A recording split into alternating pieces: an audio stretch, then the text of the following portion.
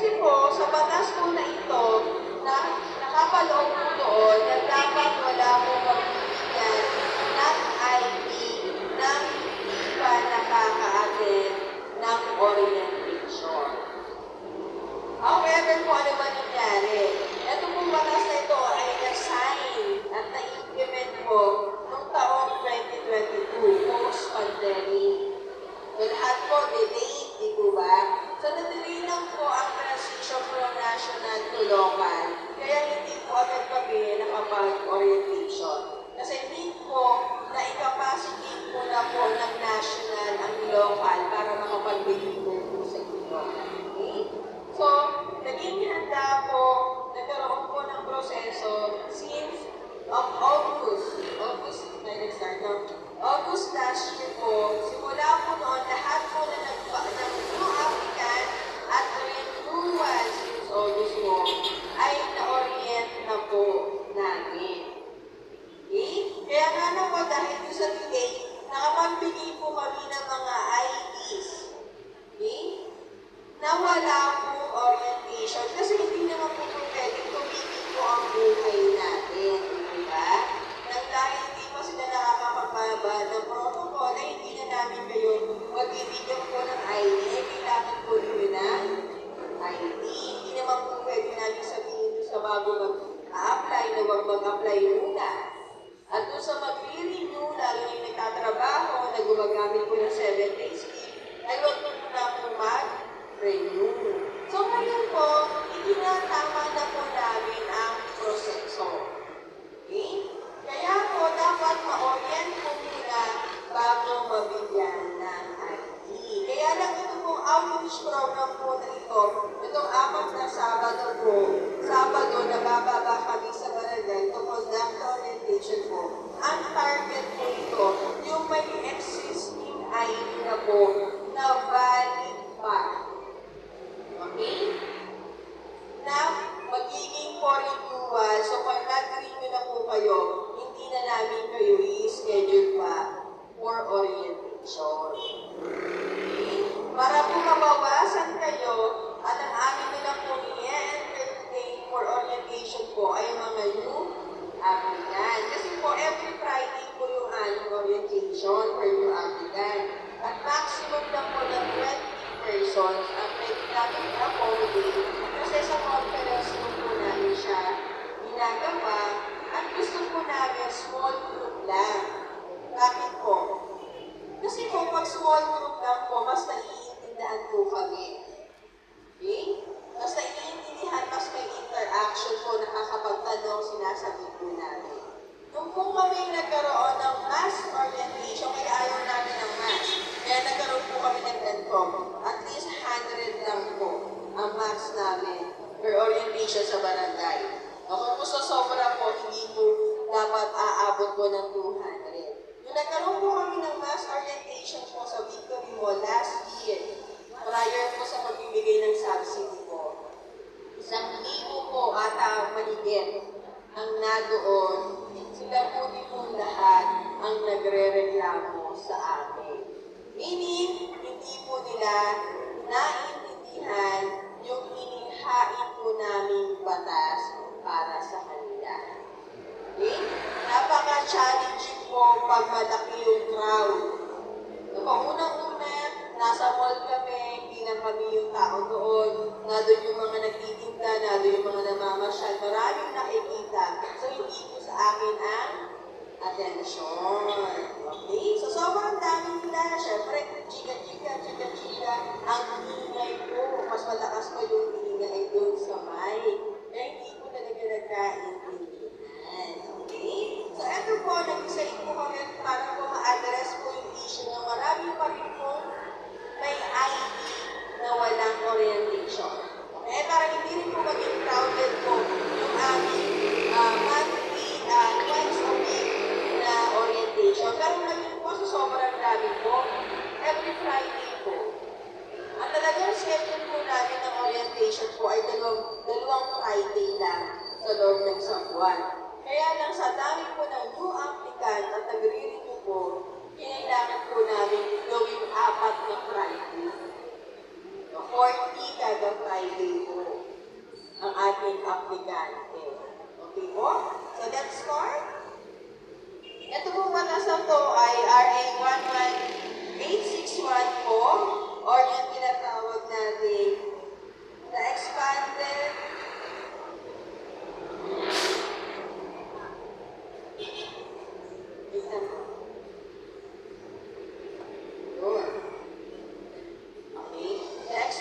Solo Parents Welfare Act of 2022. Okay? So dito po sa batas na ito, dinefine po o binigyan pong kahulugan kung ano po talaga si solo parent. Para wala pong para malinaw po. Wala pong hindi malito po ang mga tao.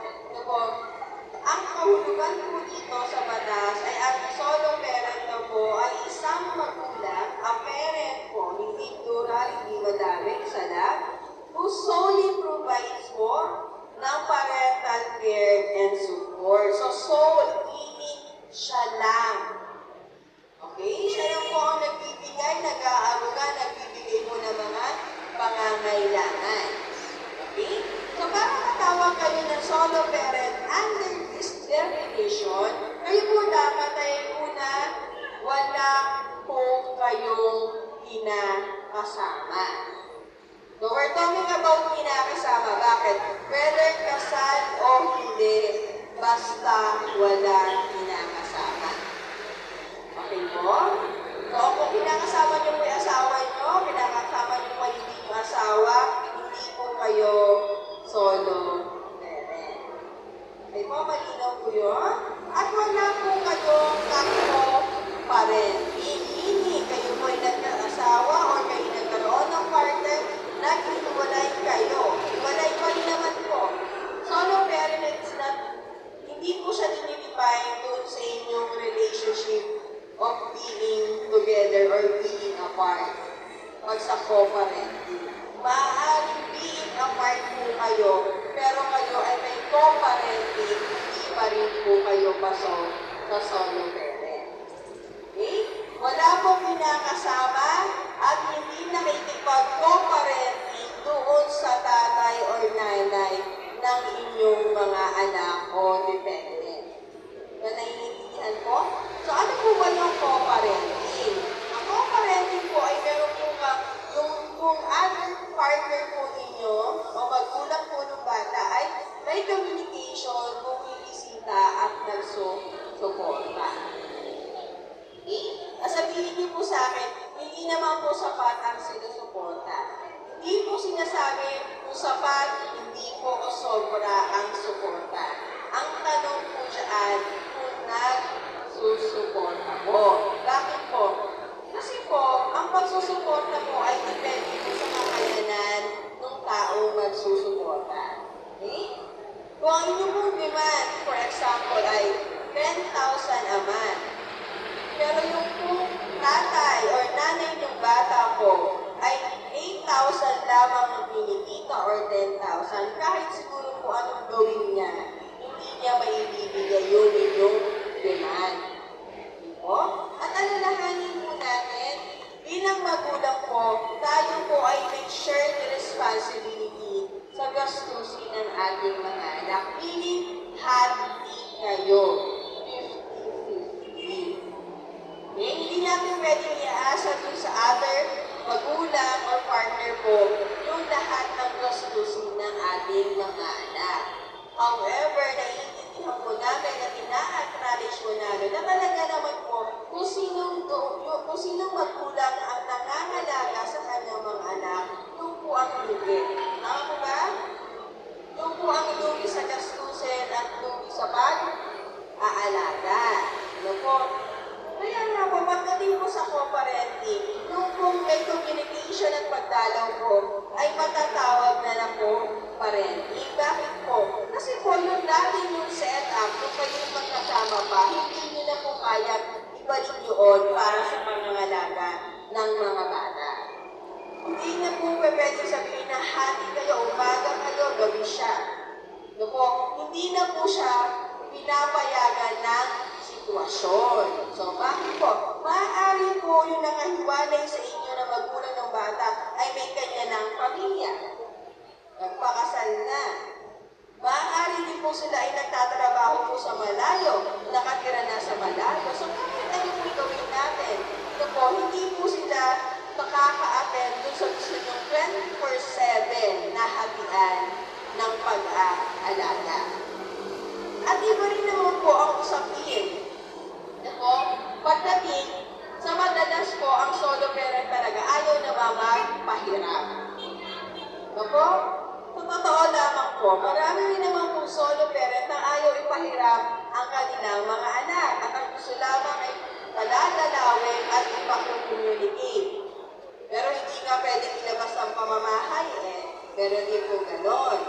Minsan, nasa atin din po kung bakit po hindi po nag-work yung mas maayos na po parenting. Meron din po na solo parent na para ma-solo niya ang kustodiya ng kanyang mga anak, kahit po willing magsuporta yung isang magulang, hindi niya tinatanggap. Ang pagiging solo parent po ay sitwasyon. Hindi po natin gusto at hindi natin inaasahan. Pag kayo po ay nag-decide na hindi ipahiram ang inyong anak at ipadalaw lamang o ipa-video call lamang, at kayo rin po ang nag-decide na hindi tumanggap ng sustento, it is your decision. Tama po? Decision nyo yun. Kaya hindi po kayo pwede maging solo parent.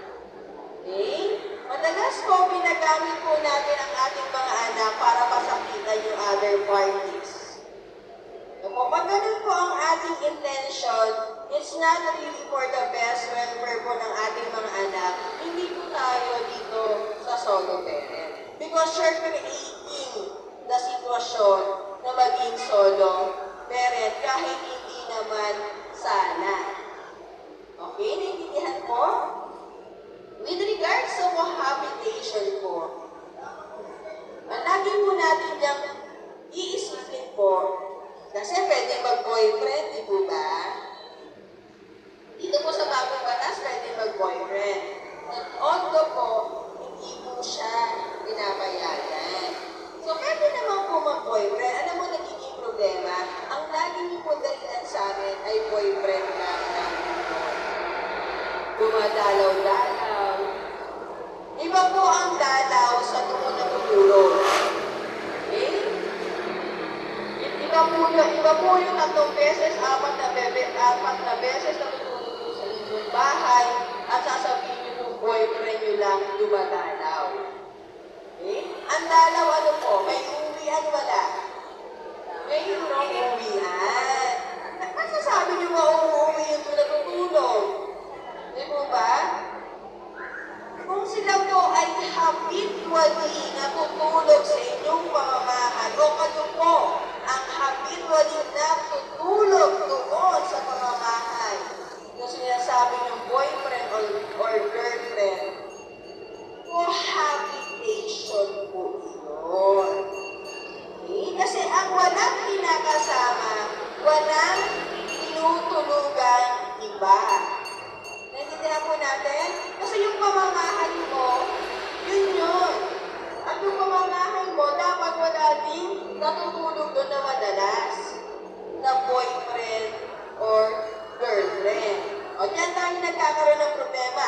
Boyfriend ko lang po, girlfriend ko lang po. Biglang babalik sa amin, magpapa-additional ng dependent. Paano niyo po ngayon sasabihin sa amin na hindi nyo yung nagsasama? Nagkaroon ulit ng bagong anak. O di po ba? Kahit kami nitong dito, kahit ako rin dito maisip Di po ba? At bakit di po natin iisipin bilang solo parent na nakakaranas po ng hirap ng pagre-raise po ng ating mga anak. Alam po natin yung hirap, di ba? Ang hirap. Proteksyonan po natin ang sarili natin. Okay? Kasi po, sa pag-protect niyo po sa sarili niyo, sa sitwasyon na ayaw niyo na sanang maulit pa kung ba't kayo naging solo parent, hindi po ay pag-protekta niyo sa anak ninyo. Okay? So,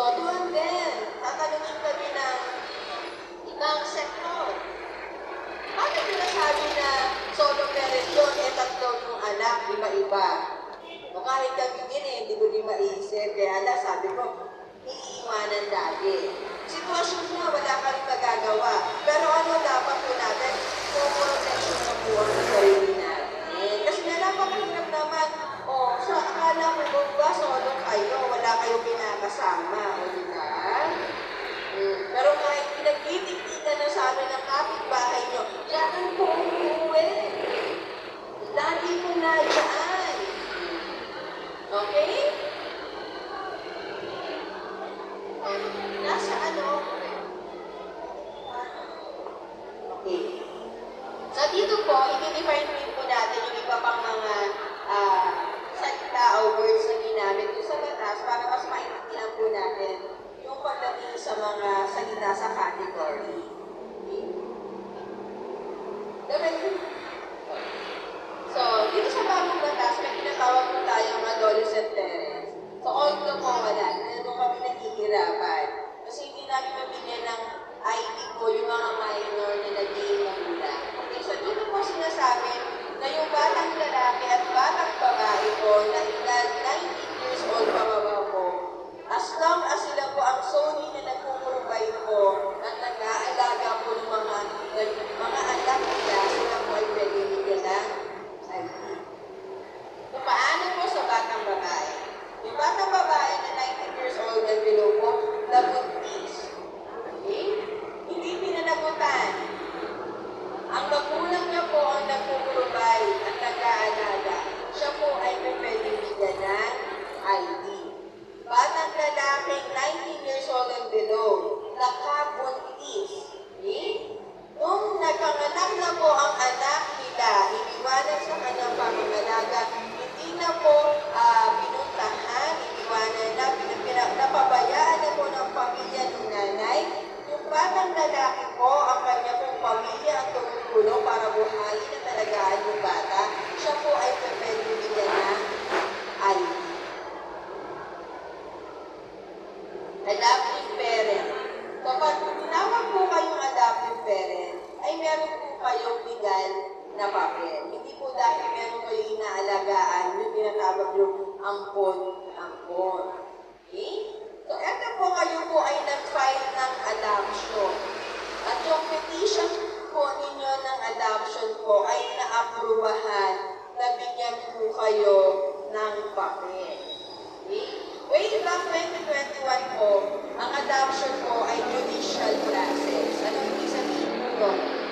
Ito po ay pinapasa sa korte at dinidesisyonan po ng korte. Ngayon po, administratibo na po siya. Administrative process po. At ang may hawak na po dyan, ang DSWD, through its attached agency po, ang NACC, National Authority for Child Care po. O, doon na po yan ina-assess yung adoption. Hindi na po kailangan ng lawyer. So, kanino po pinapadaan yung adoption? Yun po ay pinapadaan sa local government unit po under CSWD. So, sa amin din po pala ang bagsak. Okay? Doon na po. Through CSWD ng LGU, doon po makakapag-file po ng adoption. Okay? May papel po ito, ha? Hindi po basta na lang natin sinasabi na tayo ay adoptive parent. Children are dependent. So, sa all po nakalagay doon, pwede lang po maging dependent no ay 18 years old and below or younger. Okay, dito po sa bagong batas, ginawa po nilang 22 years old. Considering po, sa ngayon po, dahil sa K-12, 21 or 22 na po, bago pa makagraduate ng college. Meaning, pag estudyante ka, you are fully dependent pa rin po sa iyong magulang para po sa edukasyon mo at inyong survival needs. Okay? Ito po ay mga batang nakatira sa inyong pamamahay. Okay? Under your care. Lagi pong hinahanap nasaan po ang mga bata na dinedeclare nyo dependent. Kasi kung sino po ang may alaga sa bata, sila po ang may karapatan na mag-apply.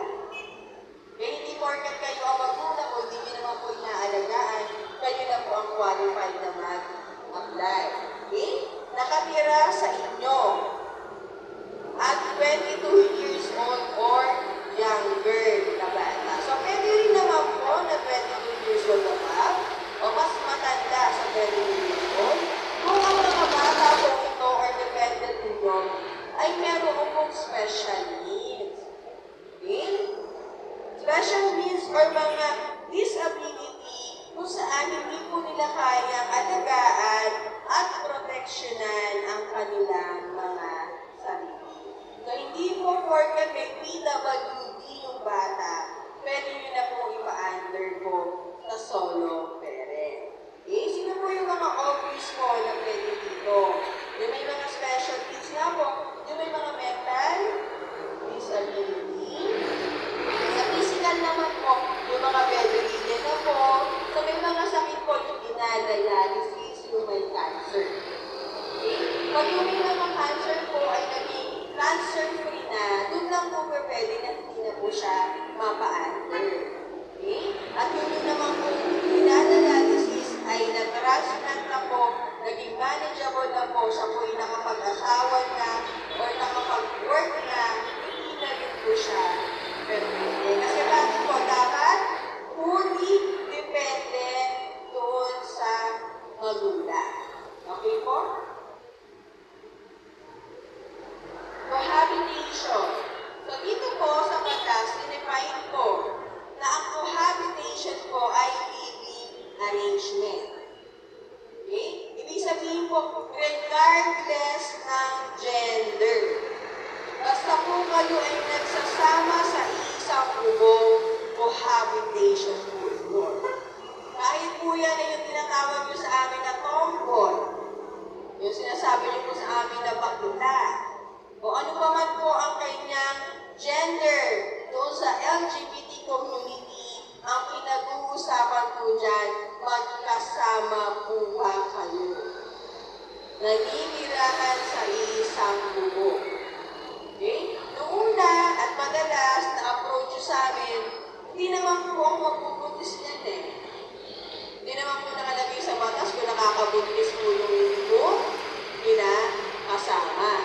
So po, sabi niyo po, hindi rin kasi same sex po, lalaki sa lalaki, babae sa babae. So po, hindi po usapin yun kung magbubuntis niya kayo. Ang usapin po niyan ay kung magkasama po kayo. O nag-evolve yung mga dahilan sa amin. Noong una, ang dahilan nyo sa amin ay hindi nakakabuntis. Ngayon po, ang dahilan nyo na sa amin, wala kayong pakinabang at hindi nagkatrabaho.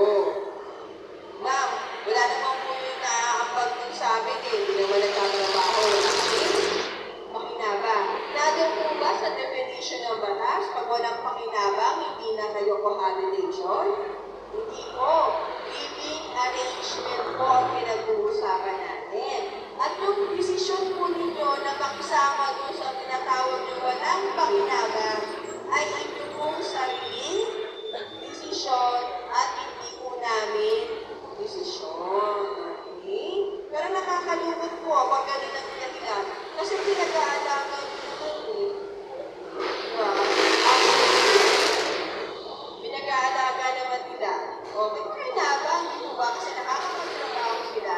Kasi pinag-aalaga sa kanilang mga anak. Okay? So, bakit din po yung mga term na pinagamit natin para naman justify po yung pagiging gusto nyo ba yung isama nyo, yung mga walang pakinabang. So, kasi bakit po yung partner nyo, diba? Bakit po pakinggan? Foster parent, just like the adoptive parent po, pag wala po kayong license or papel, hindi niyo po pwedeng tawagin na foster parent na nyo. So, isa rin po doon sa mga mali po nating tradisyon. Yung pag naawa tayo, nagpupulog po tayo. Diba? Naawa, pinug po. So, hindi niyo po sila pwedeng ipa-under sa inyo or mag-apply kayo na solo parent na wala po kayong license na mag-alaga. Ang foster care license po ay license po ng pag-alaga. At tandaan po natin sa pag-aalaga mo, ang ina-acknowledge na po ng batas ay yung kamag-anak within 4th degree. Ano po ibig sabihin nun? Yun lang po yung tinatawag na kamag-anak nyo as per the law. So, sino po yung pagpababa? Kunyari ako po, first cousin ko. Pagpaakyat, great-grandparents ko. So, yun lamang po ang kamag-anak ko ayon sa batas. Pag nag-alaga po ako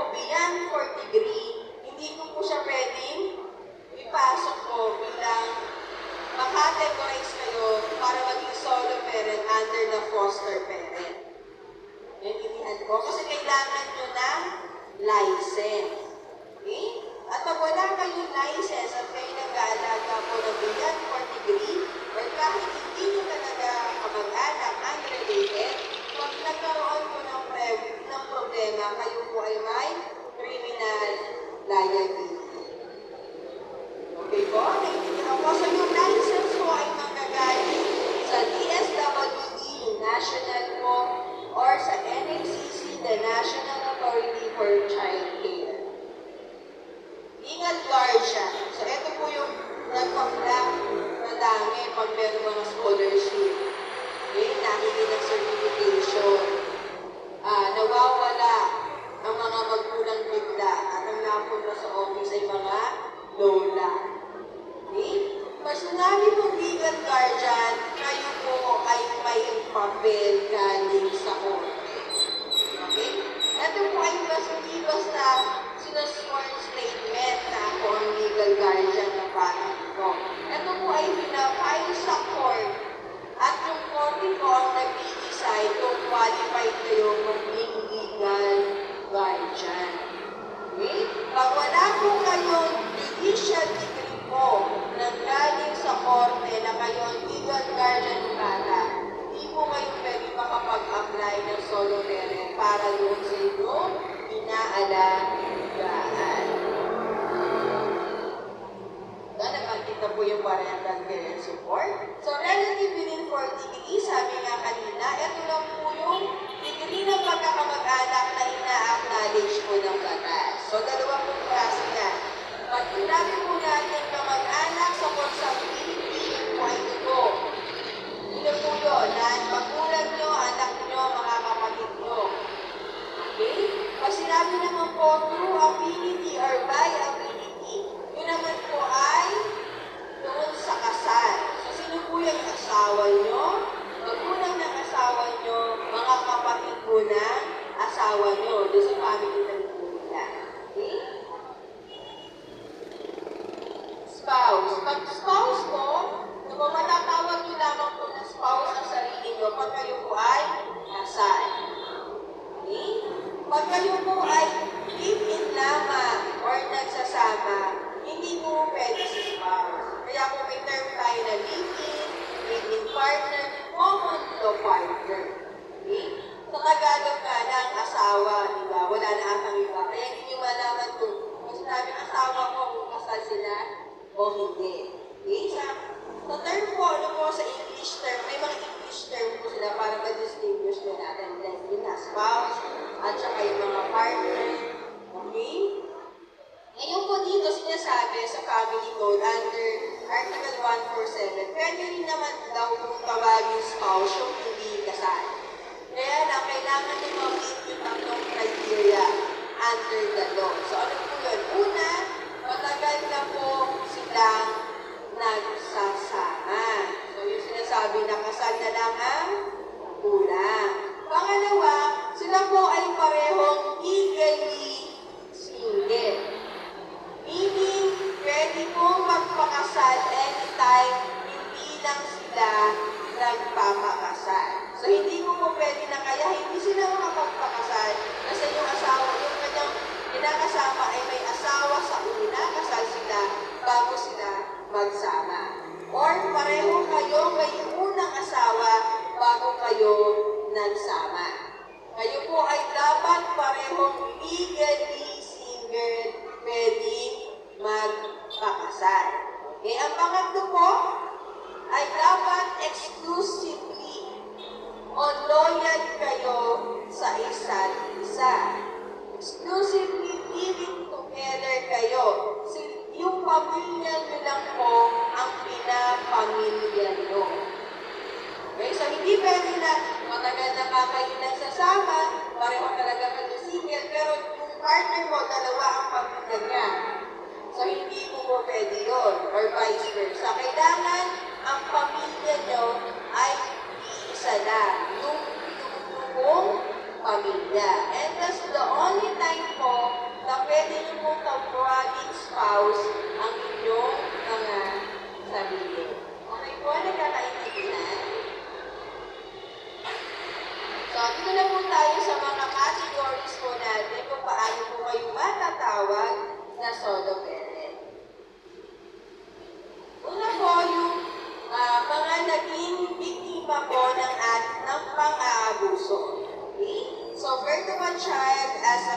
defense of rape. So, basta po yung po naging biktima po, ikikip niya po yung bata at solely po siya po ang mag-aalaga at magsusuporta. Ito po yung natural course po ng pagiging solo, yung namatayan po ng asawa. So, dito po, spouse po ang nakalagay. Death or his or her spouse. Para po mapa-under kayo sa category na to, kailangan kayo ay kasal. Okay? So kung kayo ay nagsasama, hindi kayo kasal, namatay si partner, hindi po kayo sa category ito. So minute commercial. So hindi po kayo sa category ito. Kung kayo ay partner, okay? Then yung partner nyo po namatay. Hindi po kayo pwede sa category na to kasi ito po ay para sa kasal. Okay po, nagkaintindihan? Kahit na po sa Tagalog, ang tawag pa rin doon ay byudo or byuda. Tama po? Whether kasal or not, byudo. Ito naman po yung may mga asawa po na nakakulong. So, ang prisoner po kasi ang bagong term po ginagamit ngayon ay yung person deprived of liberty. So, pag nakulong po ang inyong asawa, whether may conviction na po, meaning na sentensyahan na siya or hindi pa, pwede po mag-apply kung sila po ay nakadetain na or nakulong na po ng minimum of 3 months. Okay? So, ibig sabihin, kailangan naka 3 months na sa kulungan. Hindi yung kakulong pa lang, kahuli pa lang, mag-apply na kayo ng ID. Okay, 3 months po, minimum of 3 months. Ito naman po ay mga asawang may disability or PWD. So, katulad din po nung sa children, para ma-under po sa amin po, kailangan yung disability po nung isang magulang po ay wala na po siyang kakayanan. Ito po, na magampanan ng pagiging magulang. So, meaning, hindi po lahat ng may PWD ID ay pwede po mag-apply under this category. Ito po yung mga obviously po na pwede namin bigyan. Yung po may mga asawa po na na-diagnose po na may mental disability. Okay? So yung mga physical disability po, medyo hindi po kailangan po magbigay ng mga documents na pagpapatunay na talagang hindi na nila kayang maging magulang po doon sa kanilang mga anak. Just example po, yung mga naputulan po ng paa, ng kamay, kung as long as sila po ay nakakapag-alaga at nakakapaghanap buhay, hindi po sila pwede dito. Okay? Yung mga deaf and mute po, so meron na rin po kami hindi binigyan kasi bakit po? Sila po ay may pamilya, nagtatrabaho po, meaning may kakayanan. Okay po? Ito naman po ay yung sa category na due to de facto separation. So may dalawang sitwasyon po. Una po, nag-file po kayo ng legal separation na grant. Yung isa naman po, basta na lang kayo naghiwalay na mag-asawa.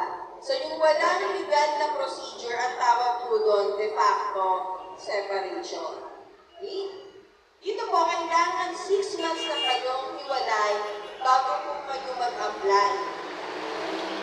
At kailangan po, yung resulta po, yung legal separation, nakalagay po doon na kayo po ang may full parental custody ng inyong mga anak. Okay? Ang legal separation po ay pagsa-separate po ng inyong mga anak at inyong responsibilidad sa inyong mga anak. Okay? Nakalagay doon po ang settlement ninyo. Pag nakalagay po doon sa comment ninyo sa legal separation na kayo ay hatiang araw, may araw sa inyo. Yung bata may araw sa isa niyang magulang at kayo ay pareho mag-provide with an amount na naka-indicate po doon, yun po ay matatawag na parenting. Kahit po kayo ay nag-grant ng legal separation, hindi po kayo namin nabibigyan ng ID. Okay? Isa pa rin po, na provision po sa legal separation po ay hindi lang po yung ari-arian nyo. Yun din po ay napapayagan na kayo na manirahan na magtampo. Okay? Kaya po may settlement pagdating sa custody ng mga bata. Pag po kayo kasi ay kasal, krimen po na hindi po kayo dun sa domicile or dun sa marital home nyo uuwi. Okay? Kaya pag nag-legal separation po, doon po, pinapayagan na kayo manirahan ng magkatulan, pero kung kayo ay nananatiling kasal. Meaning, hindi pa rin po kayo pwedeng mag-asawa. Kasal po kayo, ari-arian lang nyo at tahanan nyo at responsibilidad nyo sa mga anak nyo ang pinag-usapan po doon. Okay?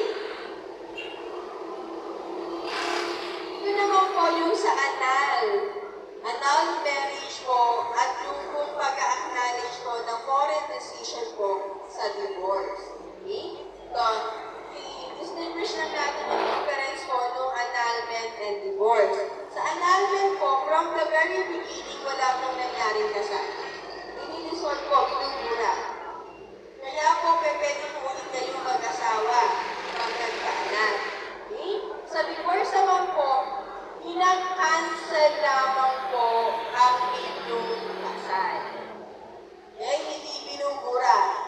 Cancel po, kaya po kayo ay nakakapagpakasal pang muli.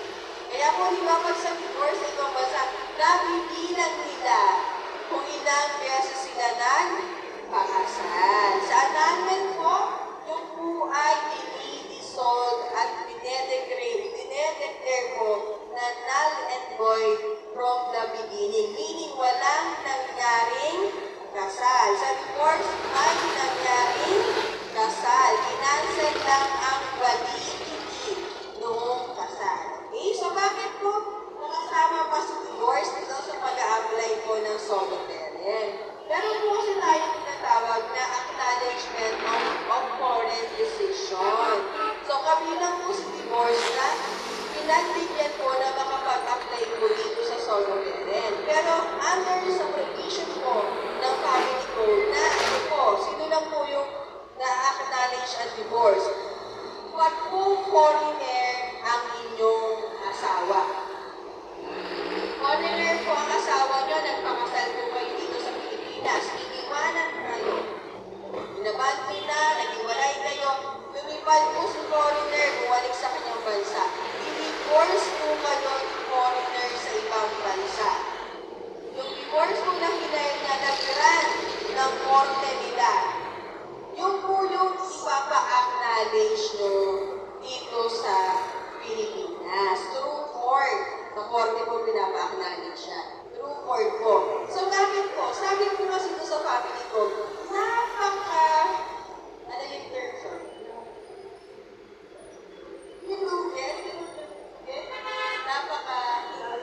Hindi fair. Napaka-unfair po sa isang Pilipino na manatiling kasal samantalang yung foreigner niyang asawa ay nakakailang asawa na. Nag-e-enjoy po ang buhay niya. Okay? Yun po yung dahilan. Okay? So, pwede mong ipa-acknowledge yung divorce kung ang asawa po ninyo ay foreigner at sila po ang nagpag-divorce sa inyo dun sa bansa nila. Okay? Pwede rin po na pareho kayong Pilipino, nagpakasal kayo sa Pilipinas. Kung nasa ibang bansa na po kayo, naging naturalized citizen po kayo. Yung asawa niyo po, pinailan kayo doon ng divorce. Nag-grant. So kayo po, kahit na Pilipino pa rin, pwede nyo po ipa-acknowledge yung foreign decision na yun dito sa Pilipinas para po makapag-apply po kayo ng solo parent sa mga anak po na naiwan under your custody. So, naiintindihan po? So, hindi mo nagpa-file dito ng divorce, ha? Ina-acknowledge lamang po ng korte natin yung mga valid divorce na pwede po gamitin dito sa Pilipinas. Okay? So, dito po, hindi porket divorce po kayo at annul kayo, solo parent na kayo. Natandaan niyo po, ano po ang naging usapin sa child settlement? Lagi po yan merong usapin tungkol sa mga anak ninyo. po doon sa inyong annulment and divorce po, ay nasa inyo ang full parental custody just like the legal separation, pwede po kayong maging solo parent. Pero kung ang nakalagay po sa decision, kayo po ay merong araw ng pangangalaga sa mga bata at meron pong ibibigay na suporta, yun po ay co-parenting. At hindi po kayo pwede mag-apply ng solo parent. Naiintindihan mo? So, abandonment, kasal pa rin po. Okay? Dito po sa abandonment, kaibahan po sa legal separation, de facto separation, annulment, and divorce. Dito po, hindi nyo alam na iniwan na po kayo. Bigla na lang nawala. Ang alam nyo, nasa trabaho lang, hindi na umuwi. Ng ibang bansa, mag-OFW daw, magtatrabaho. Hindi na nakabalik ng Pilipinas, may kinakasama na po pala noon. Or, basta na lang po talaga, wala kayo naging usapin, nagtatampuhan lang kayo, pag alis nyo ng bahay, hindi na nakabalik. Okay? Pag ganito po ang nangyari sa inyo, wag naman po agad kinabukasan, mag-a-apply kayo ng ID sa akin. Baka naman po yan ay nawawala talaga, na kidnap, na budol, ay i-report nyo po muna sa police. So, naman po, agad solo parent, no? Baka nabudol na yan, di ba? Or kaya kapulad nyo, parang naliputismo, di ba? O kaya nawawala, okay? So, after 6 months, just like the annulment po and legal separation, that's the only time po kayo pwede mag-apply na magiging solo parent. After 6 months po, within 48 hours na nawawala, report po muna sa police station. Okay? So, sabihin nyo, paano yung bang alam ko na kung nasaan siya? Abandonment pa rin po yun. Whether after a month, malaman nyo na nandun na pala siya sa biyanan nyo. Or whether nalaman nyo na nandun sa ibang lugar, na iba na pinakasama. Ang tinatanong po niya kasi yung pamamaraan at sitwasyon ng inyong pag-iiwalay. At yung kung pagkakahanap nyo sa kanilang mga whereabouts ko, ay yun po ay aksidente. Or dahil sa effort ko na malaman kung nasan sila, pero hindi sila para appear.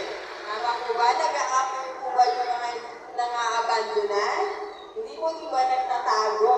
Okay? So, whether alam nyo sa ngayon or hindi, kung whereabouts po ng mga nang-abandon po sa inyo, abandonment pa rin po iyon dito sa category na ito. Spouse or relative po ng OFW. Sa spouse po ng OFW, hindi po sila iwala. Sila po ay mag-asawa, nagsasama. Kaya lang po, nag-decide po na yung isa mag-a-abroad. Doon po mag-work. Okay? Sa relative of OFW naman po, relative, dapat po within 4 degree. Okay? Yung solo parent na magulang ng mga bata mo ay mag-a-abroad. Mag-work doon sa abroad. Dapat po, ang kanyang pag-iiwanan po ay solo parent din po. Okay? Dahil po, kasi po, si solo parent po na inyong pag-iwanan, doon po namin i-dependent yung mga anak nyo na iiwanan ninyo. Okay? So, hindi po pwede na solo parent ako, iiwanan ko sa hindi solo parent na kamag-anak ko. Paano po namin bibigyan ng ID yung iniwanan ninyo? Di ba? At hindi rin po pwede na hindi naman ako solo parent, na po ako po ay mag-a-abroad, iiwanan ko yung mga anak ko sa isang solo parent para mapa-under siya doon. Hindi po. Ano po sa category? Both po. Yung po mag-iiwan na magulang at iiwanan ang mga anak ko sa kaninang iiwanan ng kanilang mga anak ay dapat po parehong solo parent. Okay? Nagkakaintindihan po tayo yan? Okay. So, ito po si OFW. Para ma-consider po, kailangan po daw ang kanya pong trabaho ay nabibigyan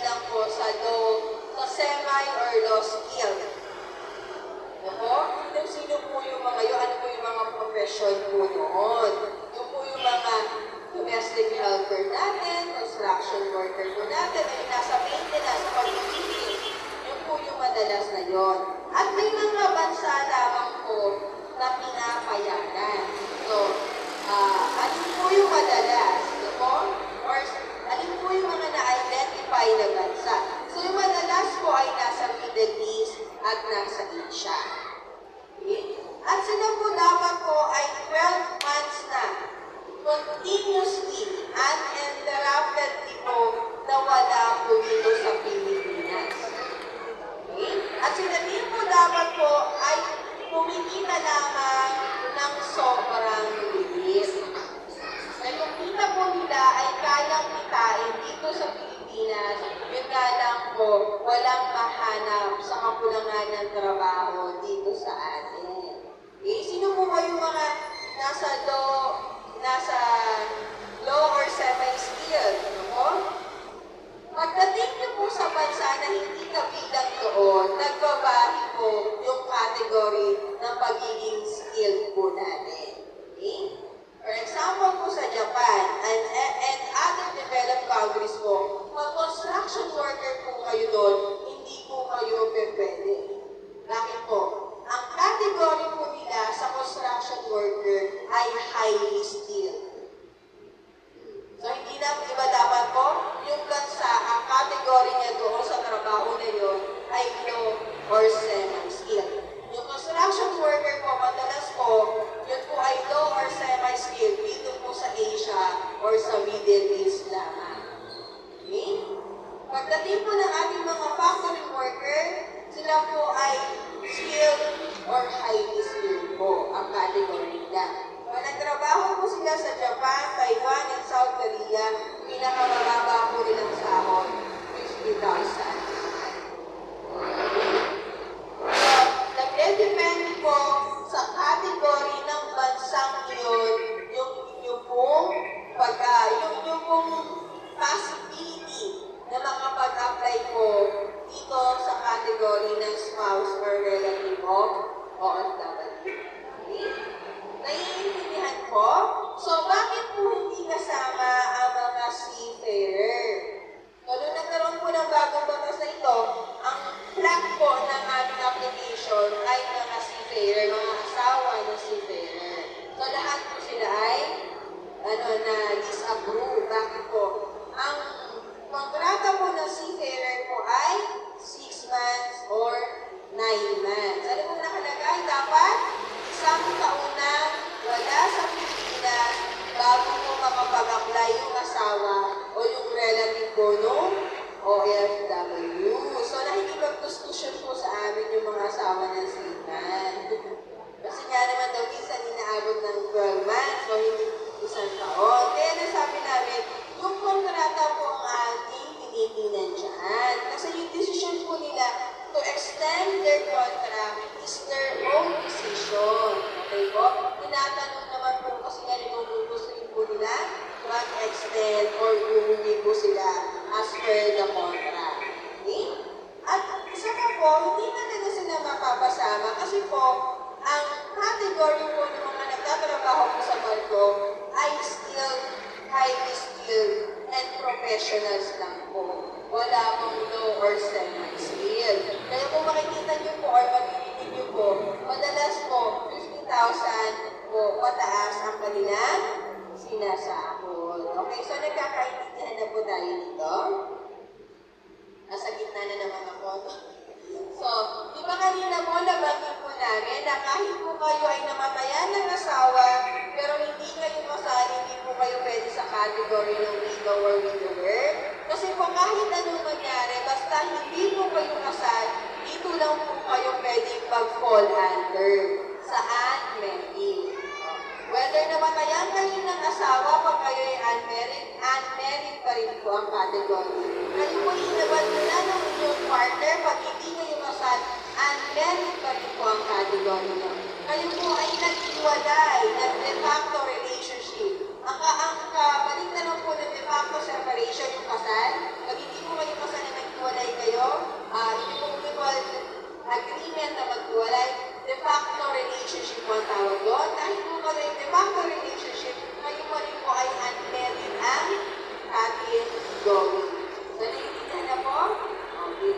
So, dito po, si unmarried category, si unmarried mother and father po, dapat po, nasa kanyang pangangalaga, solely po, yung mga bata or yung dependent po nila. Okay? So, dito naman po, sa legal guardian, adoptive and foster parent po, dapat po may mga papel po kayo para makapag-apply po kayo sa mga batang inaalagaan ninyo. Sa relative po within 4 degree, so dito po, sino lang po yung pinapayagan. Dapat po ay, syempre, kamag-anak within 4 degree yung batang naalagaan nyo. Siya po ay orphan. Namatay po ng mga magulang ng bata. Pinabando na po ng mga magulang. Nag-disappear po ang mga magulang. May prolonged absence po ng mga magulang. Wala po talaga ng kakayanan yung mga magulang. Kasi for example, disabled po na magulang. Pwede po yun dito sa amin. Okay? So dito po kami nagkakaroon ng problema. Marami pong aplikante namin na under this category sa 4 degree ng pagiging kamag-anak mo ay lola ang may-ari.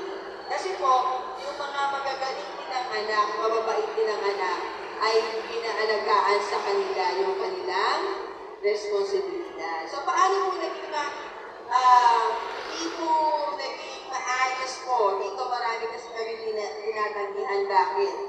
Madalas po na sitwasyon natin dito sa Santa Rosa, yung mga lola, chahit, yung pinag-iwanan ng anak, ang mga magulang po ng bata ay nandyan lang. Kasama sa bahay pero wala lang pakailan sa mga anak. Nasa isang compound lang kasi may sarili ng pamilya. Nasa kabilang barangay lang. Nasa kabilang city lang. Kada may okasyon or minsan-minsan nadalaw. O paano po namin siya ika-categorize? Sabi po dito dapat patay. Diba? Hindi naman napatay. Dapat po inabando na mo. Pag inabando na, dapat hindi nakikita. Walang communication. Disappear. Sa disappear ba na dyan lang, nakikita nga sa pagpasko nga magkakasama. Diba? Pag holiday. Prolonged absence. May prolonged absence po ba nun? Nandiyan lang sa tabi-tabi, nakikita, dumadalaw pa minsan-minsan. Incapacitated ba sila? Ay ayaw lang naman nila? Alagaan? Yun po ang problema, kaya hindi namin mabigyan si Lola, si Lolo, or yung Julian at Jackie. Kasi malinaw po sa batas, sa ito na yung pwede namin i-acknowledge. So, sino po yung for reconsideration namin? Nagbibigay naman po kami ng reconsideration with this category. Yung po nasa malayong lugar na talaga. For example, Tawilagat, nasa Cebu, nasa Ulo, nasa Mindanao na. Mas lang mas mapatunayan namin, nandun na. Yung magulang, yung bata. Talaga naman po, may prolonged absence yun. Hindi naman yung basta makakabalik po ng Santa Rosa. Na po, may disappearance. Yun po, pinagbibigyan po namin. Pero yung nandyan lang po, yung po, kayang puntahan, hindi po pwede. Kasi doon lang po kami magkakaroon ng technicalities. Okay, naiintindihan po? Pregnant po. Sa dating batas po, pag buntis, hindi pa hihintayin po namin panganak.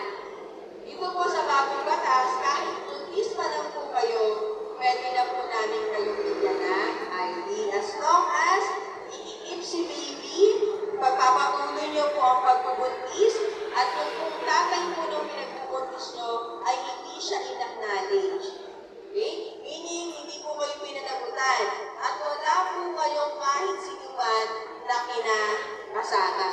So, bakit po namin pinag-iilan yung wala kayong kinakasama? May mga pangyayari po na buntis. Talaga namang hiwala, hindi pinanagutan po ng tatay ng bata. Kaya lang po, meron po partner na same sex. Hindi po ba may mga ganyan? Marami po tayong ganyan. Or may iba na pinakasama. So, dito po dapat wala talaga din po kayo pinakasama.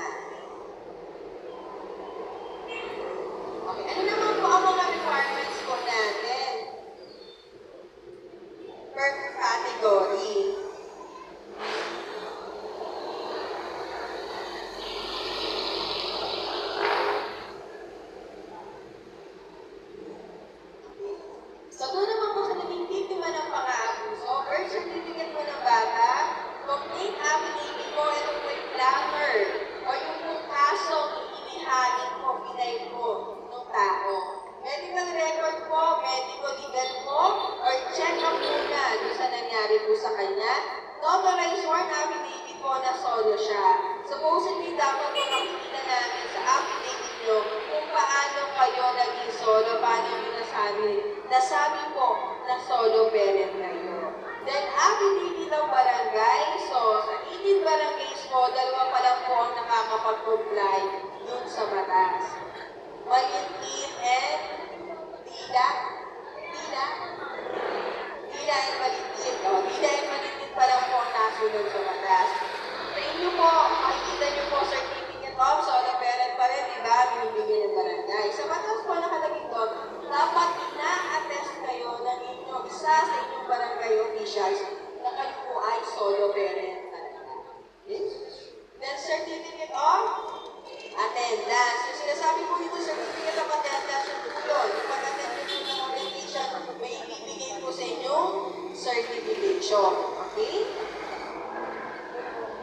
Yun naman po sa namatayan ng asawa, birth certificate po ng mga bata, marriage certificate po nila, death certificate po na namatay na asawa, notarized sworn affidavit po na solo, affidavit po coming from the barangay, and certificate of attendance. Yun naman po sa mga may asawa po na PDL or nakakulong, birth certificate po ng mga bata, marriage certificate po nila, certificate of detention po, doon po sa mga wala pang sentensya or final conviction.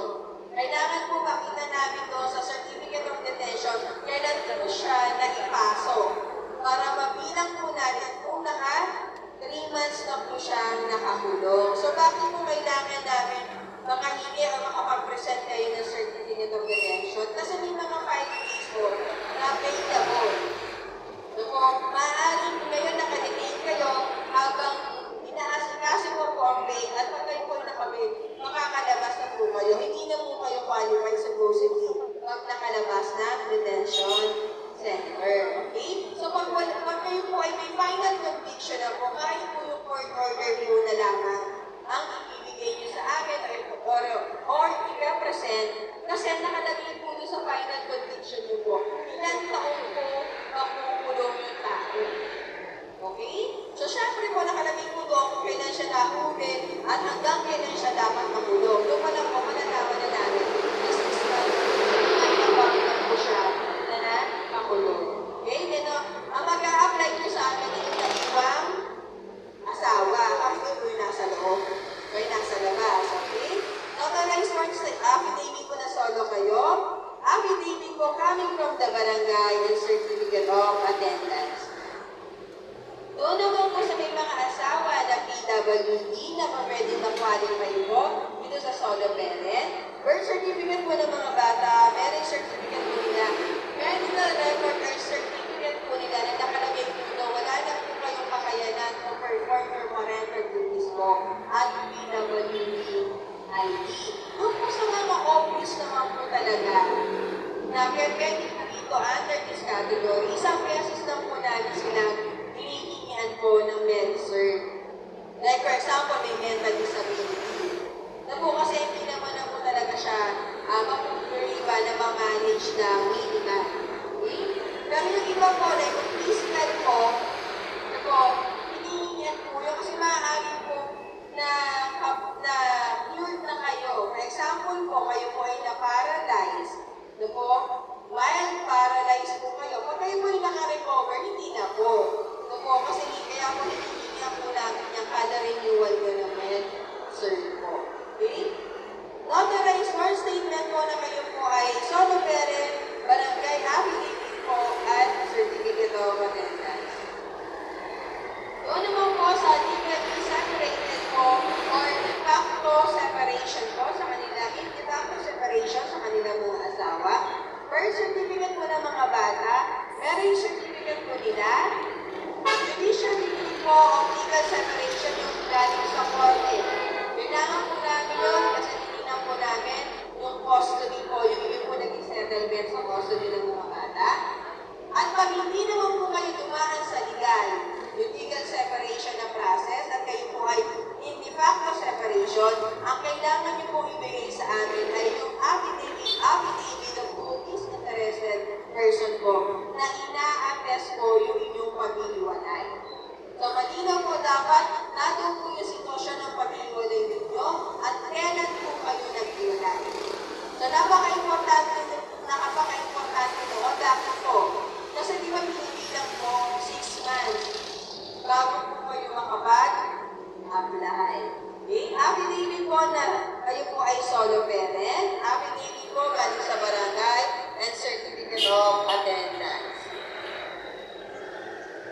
Doon naman po sa na-declared na annul at na-acknowledge po yung kanilang divorce dito sa Pilipinas, ang kailangan po nilang ipakita o isubmit po sa amin ay birth certificate po ng mga bata, marriage certificate po nila. Ito po sa mga anak.